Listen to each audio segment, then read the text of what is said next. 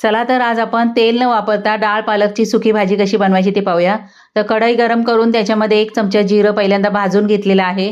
त्याच्यानंतर लसूण बारीक कापलेला आणि मिरची ते पण आपल्याला थोडंसं परतून घ्यायचं आहे। त्याच्यानंतर एक मीडियम साईजचा कांदा बारीक कापलेला तो पण परतून घ्यायचा आहे। चण्याची डाळ मी गरम पाण्यात भिजत ठेवली, ती पण टाकायची आहे आणि गरम पाण्यातच भिजत ठेवा म्हणजे लवकर भिजते, लवकर शिजते। एक मोठी जुडी पालकची घेतली, ती पहिल्यांदा निवडून घेतली, 2-3 पाण्याने स्वच्छ धुवून घ्यायची। त्याच्यानंतर निथळून बारीक कापून घेतलेली आहे। आता 2 मिनिटं आपल्याला याला झाकण ठेवायचं आहे म्हणजे भाजी लवकर खाली बसेल। आणि आता मिक्स करून घ्यायचे आहे। लागलं त्याच्यात 2 ते 3 चमचे पाणी टाकायचं आहे किंवा मग वरती झाकणावर पाणी ठेवायचं आहे। चवीनुसार याच्यात मीठ टाकायचं आहे, मीठ थोडं जपून टाका।